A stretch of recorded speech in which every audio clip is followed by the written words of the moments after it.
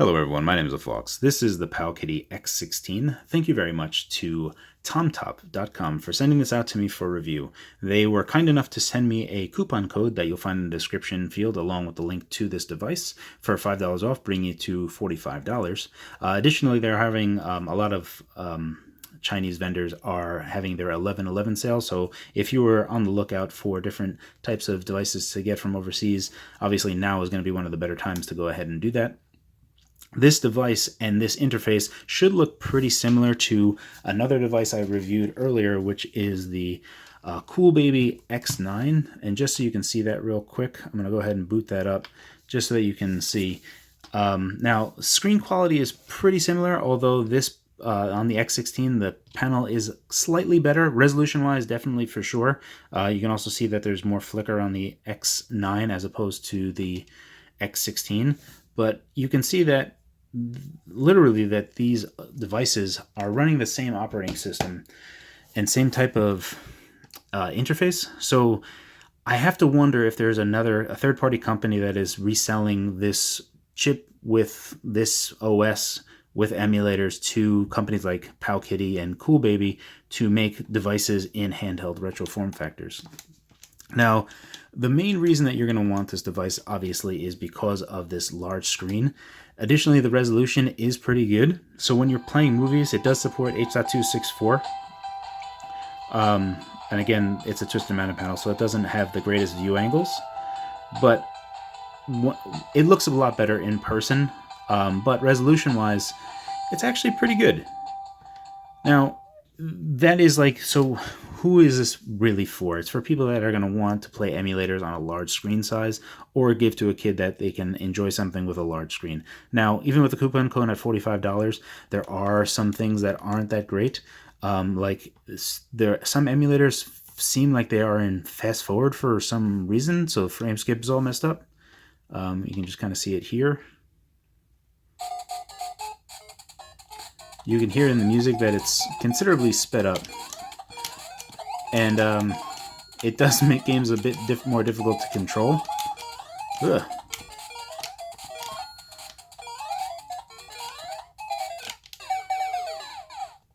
But you can hear it pretty easily that was way off. The one good bit is that GBA emulation does work really well. So now when it says inner games, there is 8 gigabytes total of internal storage. 3 gigabytes is reserved for a partition that you don't have access to. So when you plug in this micro USB port to your computer, you will only see the internal that is available to you. So it says like 1 of 8,000. This is a partition that you can't see. This 8,000 games is completely bogus as well. There are duplicates. So if I were just to kind of just cycle through this really fast, you're going to start noticing that there are an alarming amount of duplicates. And if I had to take a guess, I would say that there's only actually 100 games on here. I didn't go through one by one, or maybe like 150 games. I don't know why they do these types of things, that they have these large numbers for no reason. So in external games, that is not external meaning my micro SD card that I put here. It means external outside of the internal partition. So you see internal memory. This is the 5 gigabytes that you will have available to you when you plug in the device via micro USB. It is kind of slow, so I do really recommend putting in a micro SD card. Here you can see I have Advance Wars, and I've already saved my progress just so that we can skip ahead and kind of get straight into it and give you an idea of how long it'll take to load those types of games. And here you will be able to see how fluid GBA is. This feels really good, and I've tried a bunch of different GBA games, and for the most part, all of them are pretty spot on. So if you just were looking at GBA emulation on a large screen, this actually does work pretty well. Additionally, pressing this back button works as you would anticipate it, like you would hope, in terms of how Android would work, so that you want to try to jump into some menu, either save or load. Genesis emulation, for some strange reason, is weird. Like, it's almost like it's running at 80% speed or 90% speed. It's really just the weirdest thing. You can almost hear it in the music. It's just slowed down a bit, but it feels weird. It's unfortunate. And that's present with every Genesis game I tried, so I really couldn't recommend it for Genesis purposes. Megaman 2, now, the Nintendo thing you already saw, Mega Man 2 does run well, but Mega Man 2 will highlight that the Nintendo emulator doesn't actually have the full sound working. You should notice that there is a significant amount of sound that is missing. Now, even try to listen to his warp. It's just not present. Or just selecting around.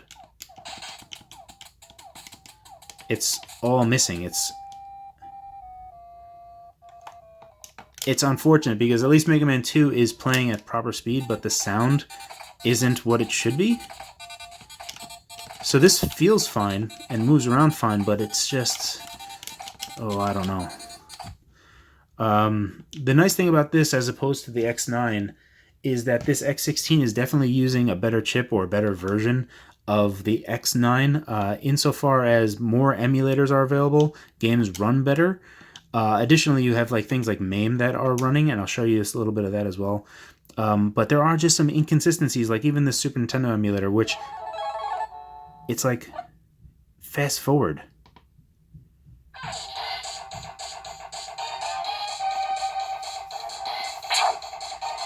Really strange. But when it's like playing the game, obviously it's not able to continue running at that type of speed. So now we're actually running considerably under full frame rate. It's playable. It's playable, but honestly I wouldn't recommend it. For RPGs and stuff, I think it would be okay, but I really couldn't. It's unfortunate that GBA and the original Game Boy are some of the only working things across the board, across a myriad of different games that I've tried. Game Boy does run well, and it seems to be running at a proper frame rate with nothing going fast forward or anything. Let me go ahead and just jump into some arcade games. It does look like it's MAME, but I have no way of telling which version of MAME or ROM set that it's actually running. But in any event, it does run some Neo Geo stuff, so let's go ahead and just show you that real quick. So this is going to be 2020 baseball for Neo Geo.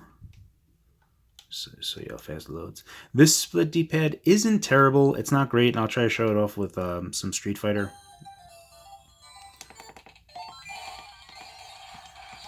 This is actually quite playable. There's also a lot of Capcom Cbs titles that are working well, like Captain Commando, Cadillacs and Dinosaurs.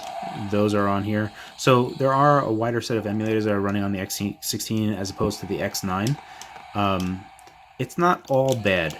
Additionally, these two analog sticks are basically just remapped of these buttons.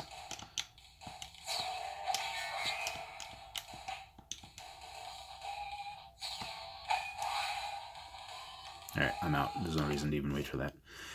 Let's go ahead and just load up Street Fighter real quick.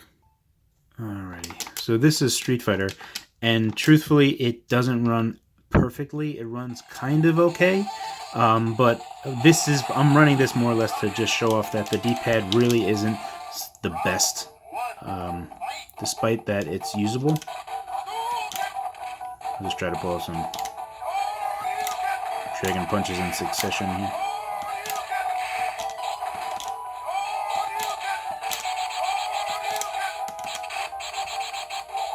Don't tell me I'm already...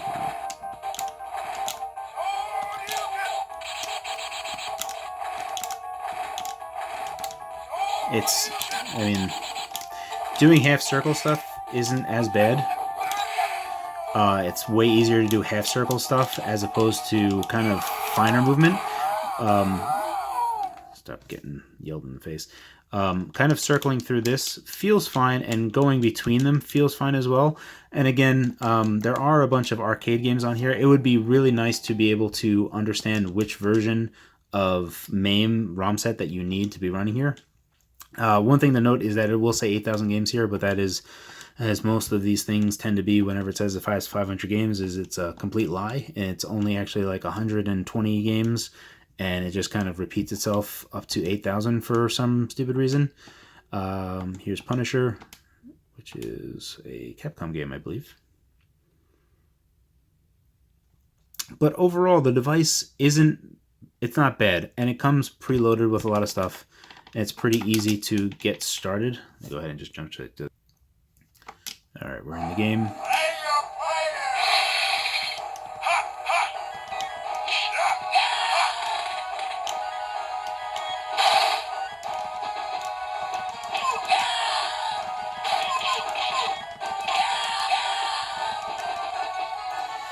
So yeah.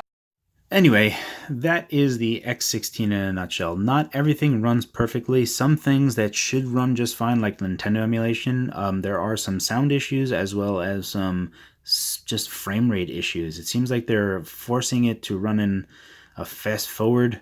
It's like some weird frame skip that isn't really necessary, and it just makes the game run way out of sync. And it's unfortunate because a lot of different games are kind of not playable. They did install you can see it right there. They did install a screen protector for me, so that was kind of nice of them. Quality wise, when we're taking a look at quality, this X9 is easily made of like some very cheap type of plastic, whereas this definitely does have a nicer plastic feel to it. It's hard to quantify how much better it is, but it should be noticeable. I don't know if you can actually see.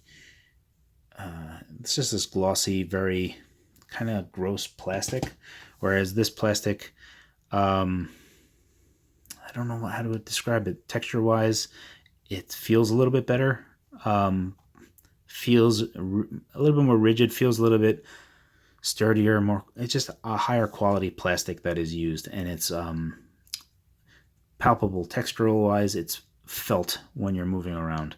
Additionally, having this back button as opposed to using like select and another button to get through this.